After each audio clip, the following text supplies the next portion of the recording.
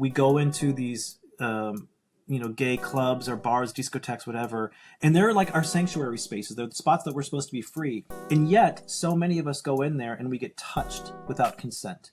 People just touch us, or they grab us, and I have lost count of how many times some random man has come up to me and just grabbed my body, forcefully sometimes.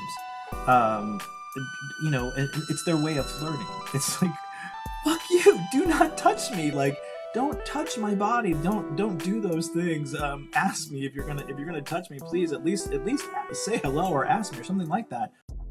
Welcome to the Gay Relationship Podcast. My name is Tom Brewitt. I'm a sex and relationship therapist, and each week I sit down with leading experts to have honest, nuanced, and dare I say, authentic conversations about queer relationships. Let's begin. Hello. I am so excited to be here today with Dr. Roger Kuhn.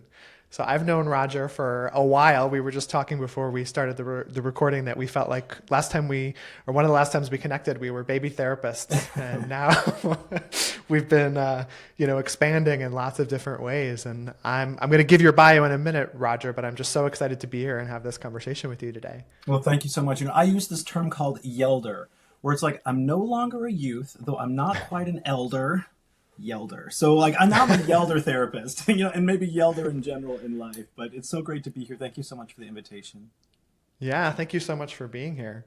So for those of you who don't know Roger, Dr. Roger Kuhn is a Poarch Creek Two-Spirit Indigiqueer soma-cultural sex therapist. You are a sexuality educator, a writer, an activist, and a musician. And we're going to be talking today about your incredible book, Somacultural Liberation, an Indigenous Two-Spirit somatic guide to integrating cultural experience toward freedom. Yes. So thanks for being here, Roger. Thank you. Thank you again for having me. I'm so excited to talk to you about my book and my work and what I've been up to these past few years. Yeah, me too. I want to start actually with there's a couple parts that I've highlighted from the book, but I want to start with actually the first sentence in the book. So you say, this book is about connection with our body, connection with our culture, most importantly, connection with the totality of our authentic self, or as much of our authentic self as we are able to feel into. That is just so beautiful. Yes. Yeah. Thank you. Because it's true. I feel that one of my favorite quotes, it's in the book somewhere, I don't know the page, but there's an Aboriginal activist, Leela Watson, who says that if you have come here to help me, you are wasting your time. But if you have come because you believe that my freedom is bound up with yours, my liberation is bound up with yours, then let us work together.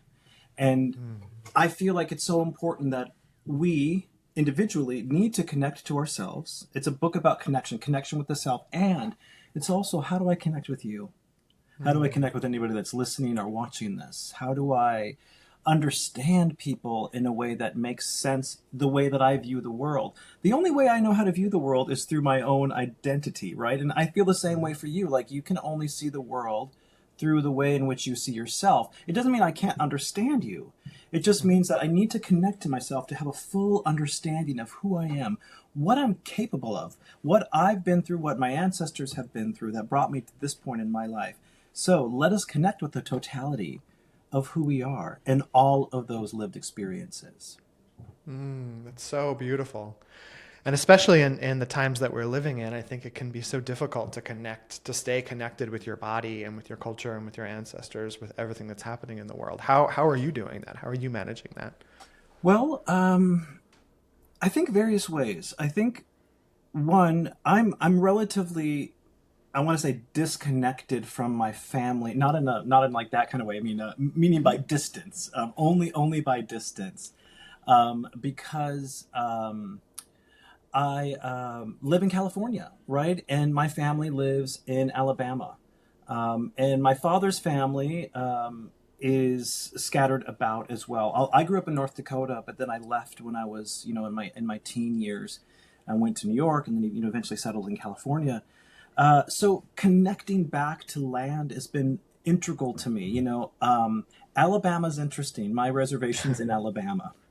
And so when you go there, you are in Alabama, right? It feels like Alabama, which sort of holds this historical weight of trauma, of oppression, of slavery, of removal, Native American removal, right? And then in the midst of that, there's this plot of land that the government gave to my ancestors. It's the reservation that my mother lives on and my family lives on.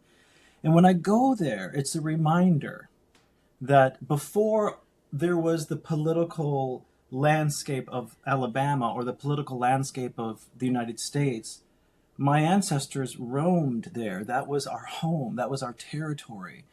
And right just south of the reservation is the border of Florida. And then there's the panhandle of Pensacola, Florida. I don't know if you've ever been, but it's so beautiful there. The beaches are just powdery white. And a couple of years ago, I was walking on the beach and I was like, oh my gosh, this is actually our territory. This is where my ancestors were. I had this realization. And so there's something about being able to connect to the land, to the water, that I don't get anywhere else in the world, because that's where my ancestors are from. Unlike like when I lived in North Dakota as a child, my father's family are German immigrants. So that's, that's where they settled, though that's not their, that's not their original land. And I love North Dakota, though it doesn't feel like home to me the way that Alabama has always felt like home, in a kind of bizarre way, considering I didn't spend that much of my time, growing up there, other than like visiting family. So I would say that for me, that's a big part of that, is to go back to the land and to connect in that way, to feel the resonance of the fact that my ancestors did what they did so that I could have this conversation with you, right? So that I could go and often get my doctoral degree. Like all of these things, like started there, and to return there is a way I return to myself.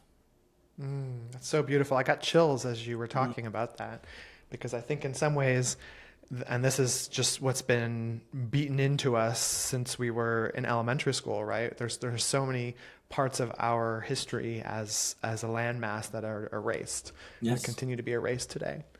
Yeah, unfortunately, right? And I think that's the point, right? There's this really powerful GIF. I don't actually know how to say that word. GIF. How do you say that word? GIF. I've heard I think it's GIF. I don't know. GIF. I don't know. Whatever it is.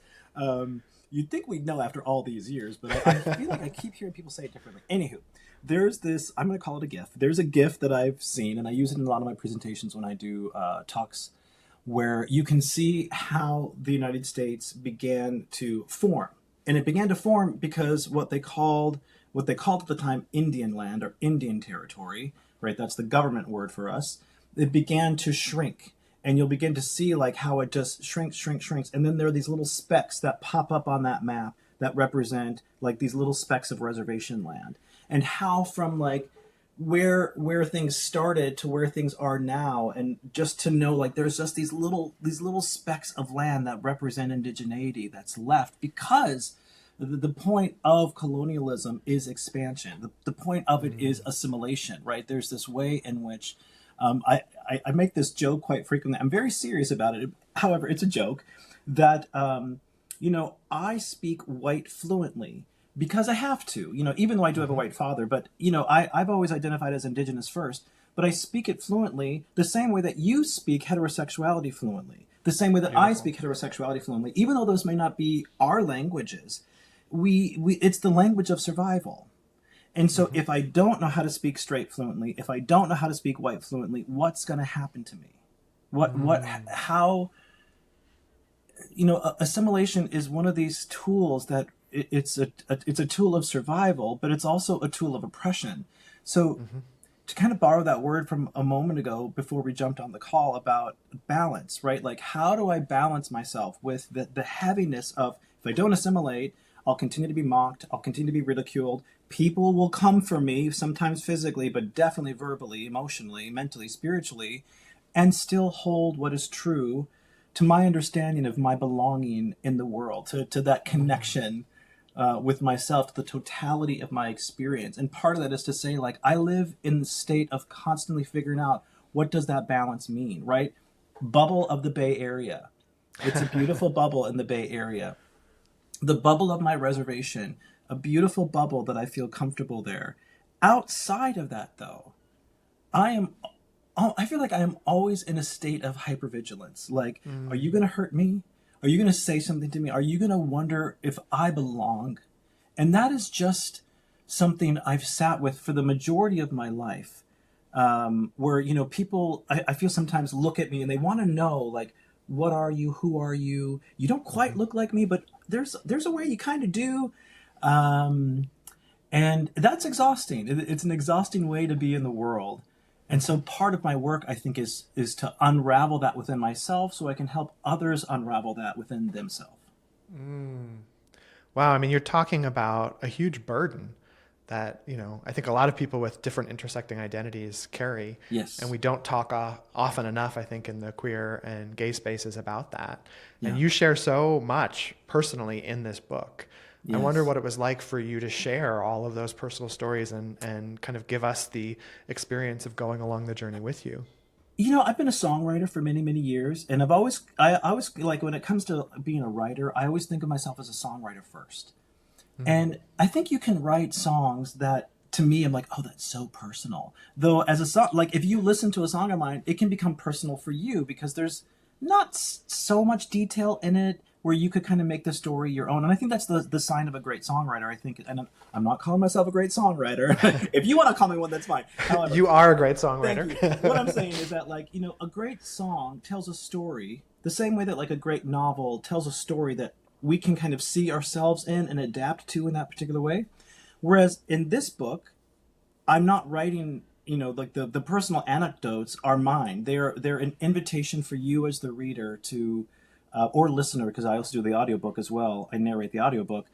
You as the listener or the reader are invited into my world in a way that I have not written about from that vulnerable place so directly. Like, this is my lived experience in the world. I think the most challenging part of all of it for me was passing the book off to my family because they know those stories in a similar way that I do. And part of that was like, okay, was my memory correct? Like, there's also like very early in the book, I talk about when I lived in New York City and I was a go-go dancer. I had a brief little moment on the pole, if you will. And it was like, oh my gosh, my mom was good. I never told my mom that, ever. I've never told my mom that. There's very few people that kind of know that part of my story. Not that I'm ashamed or embarrassed about it, but it's also I just kind of forgot. I was like 20, 21 at the time. So, I mean, it seems so long ago. But it's like, oh yeah, that's true. I used to work the pole when I was a youngster. So there were times where it felt so exposed. I felt so exposed when I wrote those parts, and then there are other parts of the book where the exposure felt like it needed to be there, because part of, I think, the way I understand my experience, and that I hope that others will understand their experience, is the power of vulnerability. If I can demonstrate that one can be vulnerable in the world and still thrive and still have a blessed, way of being in the world, I think it offers others an opportunity to see that part of themselves as well. Yeah, I think that's probably would be my takeaway from it, is that, like, the power of, like, never underestimate the power of vulnerability. Beautiful. Beautiful. I'm wondering if you could, for folks who don't maybe understand what soma-cultural means, could you break down the title Somacultural Liberation and why you chose Sure. that phrase? Well, I'll share a little story about how it came about. Many moons ago, I was living in San Francisco, and I had an opportunity to apply for a faculty position at a university to teach counseling psychology to master's level students. And when you do those things, you have to do something called a job talk, where you go in and you basically kind of teach a class for an hour. And so I thought, well, I need to bring in something new, something that they probably hadn't heard of before. And it was a body-oriented, a somatic psychology program. And for those that don't know, somatic, or soma, is the Greek word for body. So soma means body. And prior to getting into mental health and therapy, I studied anthropology, a bit of an anthro nerd. And I've always studied cultural anthropology, in particular, like what would fall under like American Indian studies within anthropology. Because oftentimes, a lot of universities, that's where American Indian studies is housed, is in anthropology, which is that's a whole other story we could go into sometime. However, so I was thinking about the way that culture shapes and informs the body. So soma-cultural, right? Body culture. How has your body been shaped by the culture that you were raised in and the culture in which you now surround yourself in? And I believe that when we understand how we know what we know, that big fancy word, epistemology, how we know what we know, it gives us an opportunity of discovery. So if I understand how the culture I was raised in, the culture I'm currently living in, impacts my body, it gives me, I think, a little roadmap toward my liberation. So I can understand, like, this feeling that I have when I go into certain places. It could be like really heavy, or it could be this sense of exhilaration that I feel when I go into certain spaces. It's because there's a culture there that either I greatly identify with the expansive part, or a culture that I am very confused by or nervous about or fearful of, contraction. So to be in that state of fluidity with myself, to say, it's because in places like this, a body like mine has often been ridiculed, beaten, whatever, right? And in this space, a body like mine has been celebrated. And so I want to move toward the places where I can feel celebration, though also know that the world for me doesn't exist that way. I still have to navigate those places where, again, a body like mine is seen as a threat. And that could be like landing in the airport in Pensacola, Florida, and making my trip to the reservation. Or it could be, wandering parts of, I just drove through Texas and, thinking like, is a body like mine going to be welcome here if I stop? Or is someone going to, pause, and call me a name because I'm with my husband, or whatever it's going to be, right? There's this way, and like, knowing how my body is going to respond to the culture that I am helps reduce my anxiety. It helps me stay within that optimal arousal zone. My window of tolerance can be nice and open. And I can understand then how to regulate my body, how to regulate, there goes my pulse, right? So what can I do? Like, okay, it's happening because this is happening, and then I can regulate myself. Regulation is liberation, at least it gets us closer to that.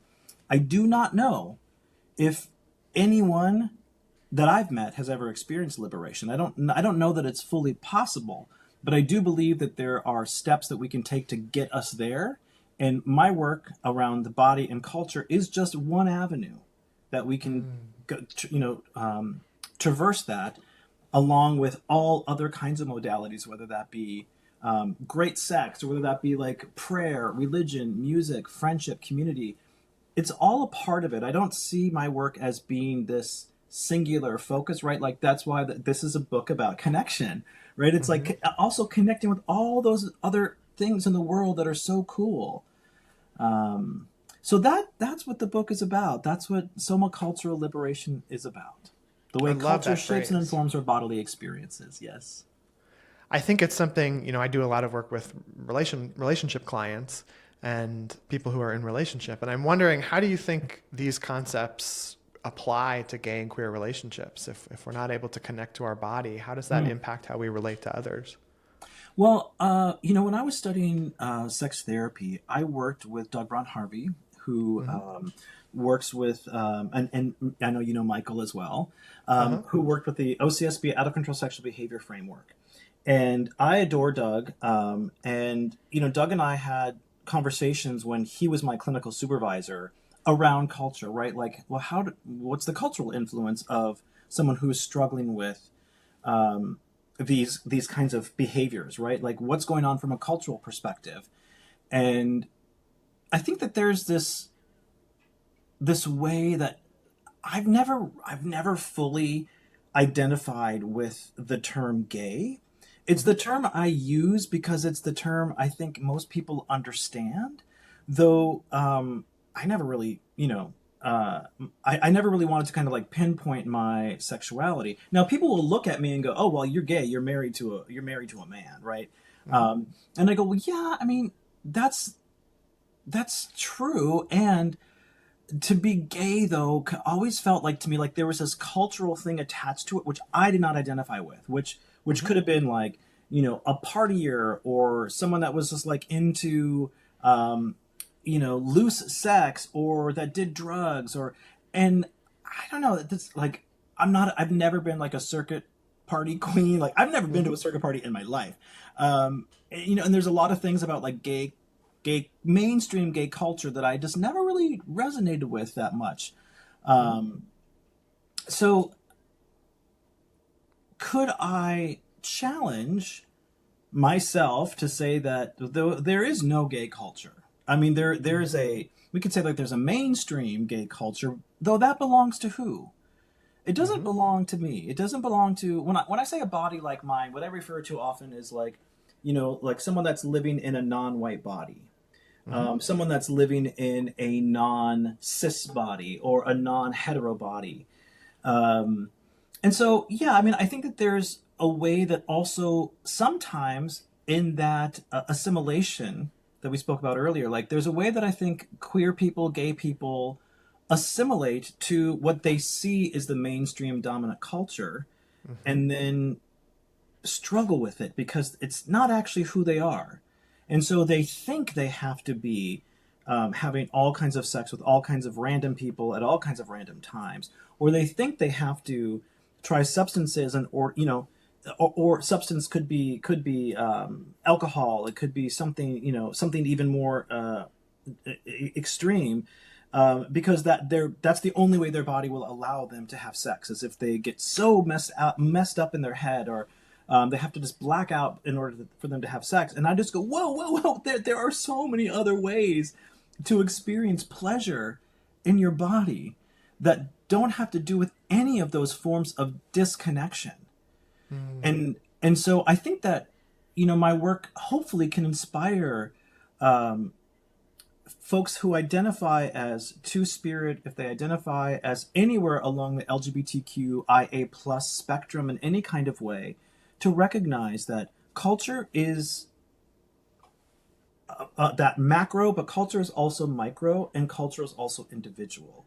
And you can create it. That's the beauty of culture. Culture is created. We create culture.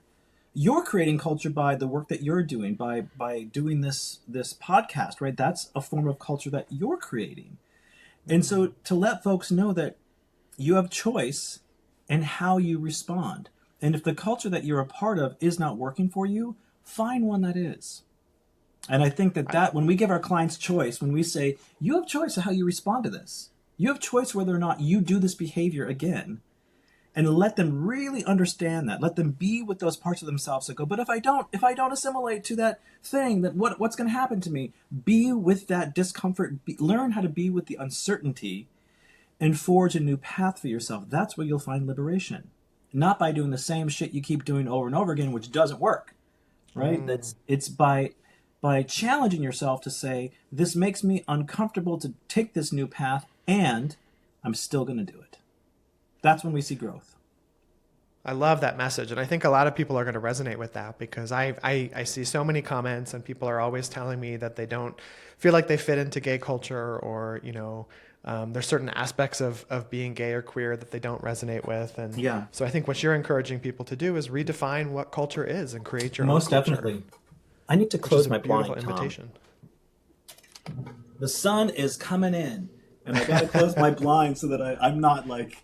I thought I would beat the sun today, but it's nice and bright and high in the sky. So pardon me if I just close my blind so I can see a little bit better. You're taking care of the body. That's taking what we're care talking of the about. body, right? Eyes are important, right? Exactly. Yeah. So I'm wondering because some people who are listening may not know what you mean when you say Two-Spirit. Could you explain that for folks? Sure. Two-Spirit is a term that was collectively agreed to by a group of people in 1990, people who identify as First Nations, which is a term we use for Canadian Indigenous people, and Native American, which is a term that we use for Indigenous people to what we now call the United States. They were at a gathering outside of Winnipeg in Canada, and they came up with this term because in anthropology, indigenous sexuality has been studied for quite some time. And within that spectrum of anthropology, of indigenous sexuality, there was a term that was used called berdache. And that was the term that was used, for years and years and years and years. And when you translate that word outside of the French Persian roots that it has, it translates to like kept boy, male sexual slave. And that was the term that anthropologists were calling a body like mine, that I was somehow like a slave, right? Or this kept person. Wow. So this group of activists were like, no, we're done. We're done with being called this way. So we are going to have a new term. And this wonderful activist named Dr. Myra Laramie, who comes from the Fisher River Cree Nation, she had a dream one night. And in that dream, spirit came to her and said, Nishma Doag, which in the Anishinaabe language, when you translate that to English, it means two-spirit. And so that's where that term comes from. It is a representation of the fluidity of indigenous sexuality. And I like to explain it from a Western perspective. We think of a binary. We think of man, woman, and then there's these sort of in-between spaces, right? You could be non-binary, trans, gender non-conforming, etc., along the spectrum from the Western perspective. In an indigenous perspective, it's circular. And that means, the beauty of that means that I get to travel anywhere in that circle. I can stay in the center. I can go up, down, left, right. I can go within the circle. I can go outside of the circle to represent the way that I feel in my body around my gender and my sexual orientation. In the Muskoki language, that's the language that my family speaks, we have a term that is, I write about this in the book, Anathgaba. And when you translate that word to English, it means the middle. And there was really no term throughout my life that I really resonated with. Like I said, like gay wasn't the thing. I mean, I never really identified as bisexual, even though I do find all kinds of bodies very attractive. I find all genders very attractive to me. And then my own gender presentation, I was always like, I don't really feel like a boy. I don't feel like a girl. I don't. And Two-Spirit was like, once I kind of knew that there was other terminology outside of just being gay, I was like, oh, cool. Yeah, I'm definitely Two-Spirit. That resonates with me so much. And then when I learned the word in my language for Two-Spirit, I went, that's how I identify. Anathgaba. In the middle. It makes the most sense to me to be in the middle. It's also the word we use for Wednesday. I love to kind of say that as like a little joke. Though, I mean, Wednesday means the middle of the week, right? So that to me made so much sense, that I am in the middle. And there was so much clarity that I had when I was like, Anathgaba, like it just, like, that goosebumpy feeling of like, this is what I've wanted my whole life, is to understand myself. And then through the power of this word, everything just made sense to me. And now I just like to explain it. Like, yeah, Two-Spirit is like, we're like in the middle. We can go up, down, left, right. And then a lot of us who are, like myself, biracial, bicultural, I'm in the middle of that too, right? I have a white parent, I have a Native parent, and there's me right in the middle. It just makes sense. I'm like in the middle of, like, I'm an artist and I'm an academic. I'm in the middle. I'm a therapist and I'm a rager, right? Like I'm in the middle. In so many areas of my life, I've just always been in the middle. And I think most of us kind of are. I think a lot of us, if we allow ourselves to lean into it, are likely somewhere in the middle. It's culture that keeps us on the binary. It's culture that keeps us like, nope, you are a man, therefore you must act manly, or you must act femme if you're a woman. Or if you're gay, that means you have to act this way. Or if you're a lesbian, you act this way. If you're straight, whatever it might be, as opposed to, what, you mean you don't feel like any kind of sense of fluidity in your system at all? Like, that always surprises me when people are like, no, I'm a rigid 100%. 100%? Like, who the fuck is 100% anything? I mean, I don't know. Maybe Yep. some people, I don't want to say people don't have that lived experience. I never have, which is why it confuses me of like, how could you be 100% anything? Like, how can anybody be 100% anything? Because the way the world is now, the things that we have exposure to, the allowance to be so many things, and you choose to just be that? Like, come on, like, liberate yourself a little bit. There are so many ways to be, to feel, to see, to act, to respond. So much choice in the world. And so if you're choosing rigidity, I think it says a lot about you. I love that invitation though. Again, like this idea of liberation, it's not liberation for people over there, it's liberation for all of us. That's And right. how can we kind of build that into practice more? That's right. That's right. And how can I recognize that your liberation is going to look different from mine? Because you have had other life experiences where things may have been more challenging for you than they have been for me, or they may have been easier for you, right? Or I might have greater ease in the world in certain areas of my life. It's, I don't also believe like in the oppression Olympics. The way that I understand trauma, and maybe help me here from your therapeutic perspective too, because the way that I understand trauma is that trauma is trauma, right? Like my trauma is not necessarily worse than the trauma that you've had. We might look on the outside and go like, oh, okay, well you're somebody who's had this lived experience in the world, and maybe my trauma is that the truth is like my father died in a car accident when I was pretty young, and maybe your trauma is that like, oh, you didn't get into your first college of choice, right? Though what's to say that my trauma's worse? Like that could have devastated you. You could have had your whole heart set on getting into the school that you never did. But mine's worse because my dad died. Like I don't. Does your nervous system know the difference? Because I don't know that mine does. Yeah, and I think what you're describing, the way I understand it, it's a way to other. It's another That's way to right. separate us. And so That's if right. we're in different intersecting identities and we're comparing our trauma, then we're not actually looking at the bigger systems of oppression that are holding us all back. That's right. That's right. And And then so and then it's thinking like about it that from a broader comparison of like perspective. culture, right? Like, well, your culture does this and my culture does that. And it's like, well, yeah, I mean, you can compare culture, right? And there is something to be said about how certain cultures have been more oppressive and more violent. That is very, very true. Though it's how we use that, right? I think that's the important part is like when I say that like I don't believe in a hierarchy of oppression, I'm not saying that like certain things like genocide aren't incredibly high up there on the spectrum of trauma. I think of course they are. And for people who haven't experienced that, like because I come from a culture of genocide, because my ancestors survived genocide, and then I can look at someone whose family maybe has never had that experience in the world. Maybe they come from the oppressor side. But I can't say to them that my pain is worse than yours because now I am then trying to dominate them. And I've had to really let that go. And it's hard for me to unpack that and unravel that and have people understand that. And I've gotten into like contentious arguments with people who have said, well, no, this is worse, this is worse. And then I go, well, then what?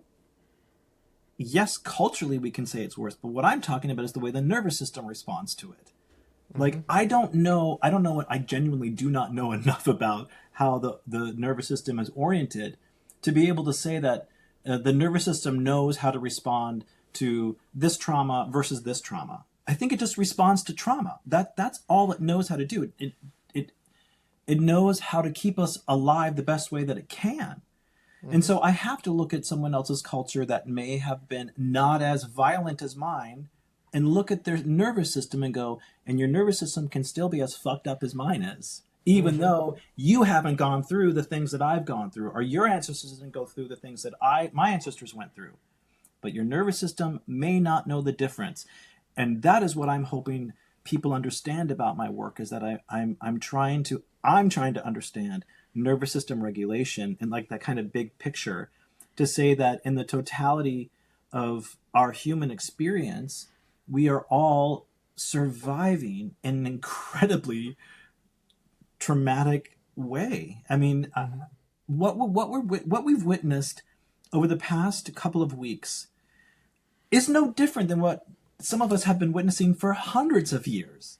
You know, when you talk to like indigenous and black folk about the traumas that we've experienced in our our lived experiences here in the United States, you know, it's like our people have been going through that shit for centuries. What we are seeing happen in Minneapolis. That's not to say that it's worse.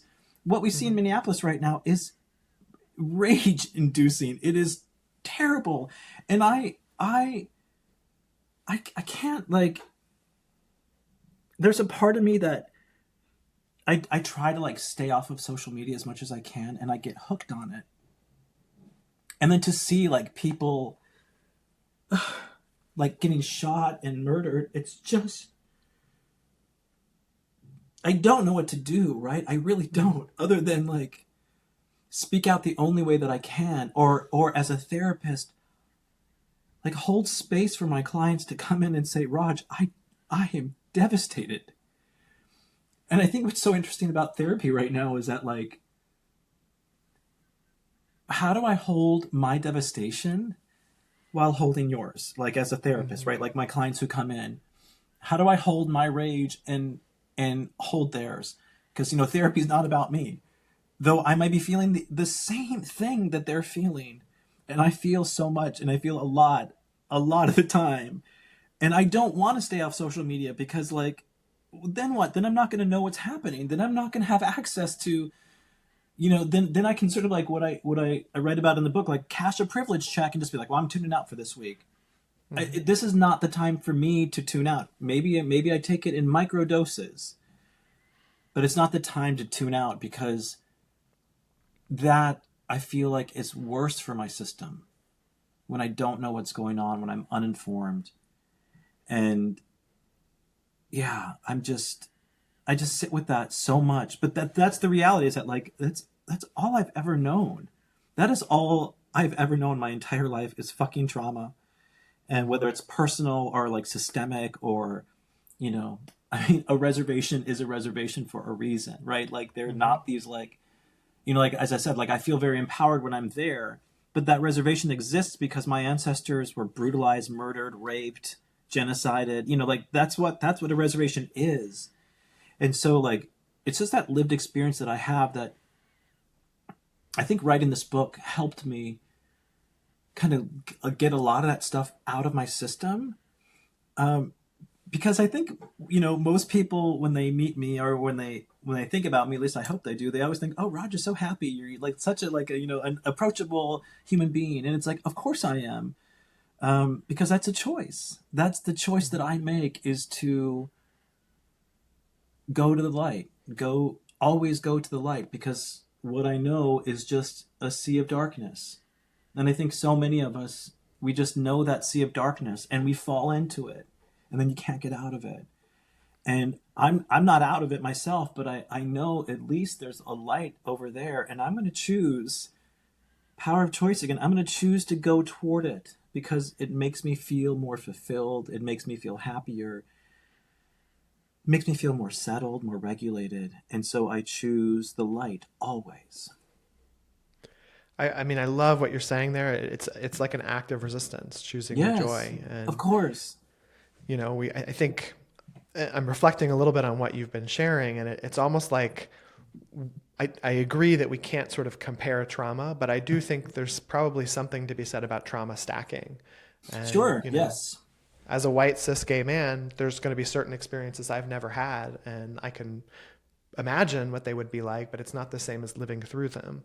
Right. And if you have multiple different, you know, if you have systemic and family and, you know, cultural trauma, all of these things impacting a human, they're going to impact us all in different ways. And then they impact the body in different ways, right? And that shows up in how people have sex. I mean, I think that's also like a part of my work that I'm very, very interested in, is talking about like how does the trauma that maybe I've been through, or others have bodies like mine have been through, show up when we have sex, and how we have sex. Or you know, oftentimes like the exotification of a body like mine, and you know, going into something that Doug Brown Harvey said to me once during supervision was, how like we go into these gay clubs or bars, discotheques, whatever, and they're like our sanctuary spaces. They're the spots that we're supposed to be free, and yet so many of us go in there and we get touched without consent. People just touch us, or they grab us, and I have lost count of how many times some random man has come up to me and just grabbed my body, forcefully sometimes. And it's their way of flirting. It's like, fuck you, do not touch me. Like, don't touch my body. Don't do those things. Ask me if you're gonna touch me, please. At least say hello or ask me or something like that. But I think oftentimes these sanctuary spaces, what are supposed to be sanctuary spaces, become spaces of violation. And again, it's because like sometimes certain cultural groups believe, whether or not they're conscious about it, but they just believe they have the right to do whatever they want to their body, to someone else's body, because their ancestors may have done that to a body like mine. So they think they can touch a body like mine too, because somewhere down the chain of their evolution, that's what their great-great-grandparents did. And they're not conscious enough about it to recognize, like, you are perpetuating harm, you are perpetuating danger, you are perpetuating colonization when you do shit like that. And I think that can be unlearned. I love the idea of what I call unsettling, because folks who are non-Indigenous and non-Black are settlers in these lands we now call the United States. And so you can learn how to unsettle those behaviors. And I also have to learn that, right? Because again, I have a white father. So in a lot of ways, I understand white male privilege very, very well, because I saw my dad live it out through the the 20 years of my life that he was alive. And again, do I choose to just assimilate to that because, well, that's what my daddy is? It'd be really easy for me just to take that on. Or do I say, fuck no, I'm never going to be like that. And I've made the choice. I've made the fuck no choice. And I'm very proud of myself for having made that choice in life, because I want to push up against all those things that I think he stood for, but then also like understand how and where and when I can use my privilege. Maybe your viewers can't see this, or your listeners can't see this, but I'm about 5'11". I'm currently about 186 or something like that. So I take up space. My body is bigger. And I forget that a lot because it's my body. But then sometimes I remember that, like, when I walk down the street, someone sees me and they don't know that I'm safe or not, because they just see this, this particular shell of a human being that maybe they've learned is not safe. Like this body that I have might not be safe to them. And I have to remember that too, that like, just because I might be moving toward the light in my life, it doesn't mean that someone sees me and goes, oh, that's a lightful being. They may say, oh shit, that's a 5'11", 180 something pound man walking down the street. I better watch my ass around them. And I sometimes forget that, like, oh my gosh, like, yeah, people still view me that way. I think pronouns are a good thing too, because to think about, because I do use he him pronouns, though it's only because I feel like it's easier for me to just be like, just use that. But I don't feel that way. I don't like to be called sir. Like, ugh. I don't like to be called dude. I don't like to be called bro. I don't mind if people use he or him. I don't mind if people use they. I don't even mind if people use she with me if they're using it in a good context. Because again, my gender is like in the middle, but the ease in which I make my life move through the world, it's easier for me just to use he, him. It's just easier because I don't want to explain myself to folks, but I forget that. I forget that when someone sees me and they don't know me, that they don't see me as a he, him, because I'm also very aware of the way that I look and the perception that I might give to people. That I think that's also part of the connecting with the self, is to like be aware of the kind of space that I might take up. Just again, by having the physical body that I have. And that's something I wish more of us were conscious of, is like, just be conscious of the body that you have. It doesn't mean it's a bad body or that you should do things to change your body, but just be aware that we don't all see bodies the same way because of the culture we were raised in. Yeah. Well, as a way to, we could keep this conversation going, I think, for many, many hours, because there's so much I still want to ask and talk with you about. But just for time purposes, I want to kind of come to we started with the beginning of your book with connection, and the last line of your book is pleasure heals. Yes. And I'm wondering, is that a journey you hope people take through your book, that we start with connection to body, connection to other, and then through that we can connect with our own pleasure. Is that something you hope for people? I have this pen that I keep at my I desk. love It it. says "Pleasure Heals." Um, I actually got this at an ASEC conference a couple of years ago. Um, yeah, I think pleasure heals. I That to me is the guiding path on my journey of liberation is pleasure. Mm-hmm. And pleasure can be this conversation. Pleasure can be great sex. Pleasure can be okay sex. Pleasure can be playing my guitar and Mm. singing. There's very like I get so much pleasure from playing music on stage and sharing music with an audience. That gives me so much pleasure. Cuddling with my little French bulldog, so much Mm. pleasure. Reading a really good book, like that gives me so much pleasure, whether it's nonfiction or I'm reading a really great novel right now that I'm just kind of obsessing about. Mm. Good entertainment, good friends, good food. These are all things that are pleasurable. And I think pleasure heals. When we deny ourselves pleasure, bad things happen. And we make really negative choices, I think. I know that I have, right? Like, I think one of the things that people struggle with a lot in life is food choices. And, to deny myself food, which I had done throughout the course of my life at varying stages. I definitely struggled with disorganized eating a lot in my life. It just like dieting fucking sucks because it's not Uh-huh. pleasurable and it hurts and it and then I always fucking gain all the weight back. It's just like, why am I doing this to myself? This is fucking crazy. So learn how to do things that are pleasurable and also to do them in a way that is mindful.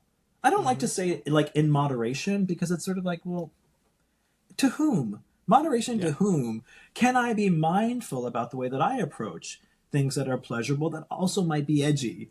Because Mm-hmm. I do love an edge, right? I love an edge.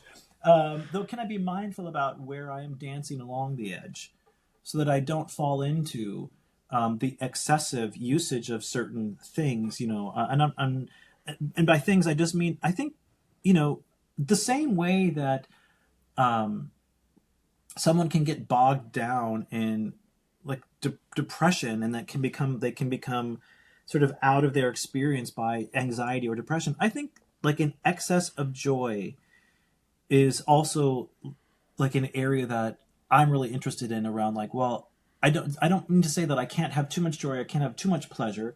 It just means that like that's not the reality of my lived experience. So I have to find again that balance of like, yes, joy, yes, pleasure, and also yes, reality. Mm-hmm. And again, it's the mindful way that I approach those things. And so I try to share with my clients. I try to share with like the people that listen to come to my talks or listen to my music, what have you. Read my book. Like, yeah, pleasure heals. It's a very, very healing thing. It heals. It's an active. It's um, Mm. when you choose pleasure. Back to choice. When you choose pleasure, it is a healing. It is an ongoing. It's like like love being an action. It's an action one does. Pleasure is an action that one does. You seek pleasure. You try to do things, and even in the moment, right? Like before I got on our call today, I took a spin class on my bike at home, and I was struggling. It was hard, and I was like, ugh, ugh, I wanted to quit. Like I was really, my legs were just not feeling it today. And afterwards, I felt so good. There was like that Mm-hmm. that like endorphin pleasure that was released from doing that, and I was like, good on you, Raj. Like you did it. You did that little half-hour spin class. Good for you.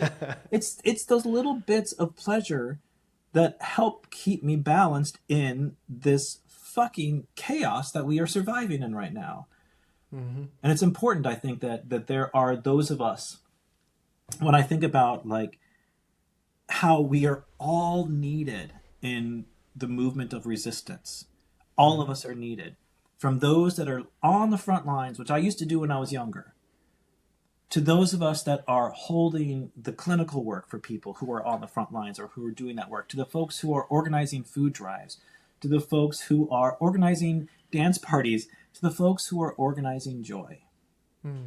It's all interconnected. And I find that that is where pleasure is like the way that we weave through all of these things.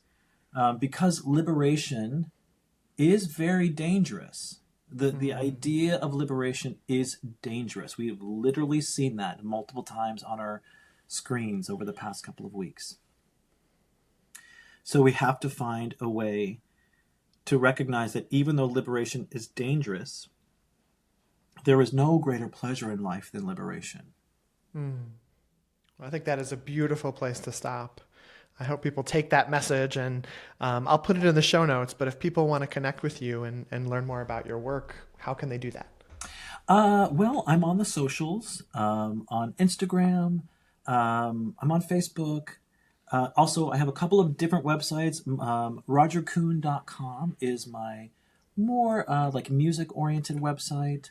And then Roger J. Kuhn is my sort of therapeutic and academic website, though they both link to each other, so it doesn't really matter which one you go to. And that's another thing, too, just to quickly add, that I used to kind of separate those parts of myself very much so. Though now I'm like, my Instagram is open to anybody that wants to follow me. So if a client suddenly decides that like, oh, I want to follow you, whatever, like, I don't believe in that, like, don't follow me kind of thing. Cause I don't, whatever, like if you want to follow me, great. I post a lot of things about my dog, my tree, I use my social media as, I could probably be much more proactive about it, but I try to live my life and just put that stuff out there. But yeah, I like to think I'm very approachable, so folks can always reach out to me. My book is available, wherever you buy books, or I said it's also an audiobook. Folks can, if you prefer to listen to my voice, you can do that. And if you ever see me out and about, just say hi. I'm super, I think I'm really like open to meeting people, and I love building and fostering community. So if you want to find me, there's many ways in which people can do that. Well, thanks so much, Raj. This was a great conversation, and I hope to connect with you again soon. I appreciate it. Thank you so much. Thanks for having me.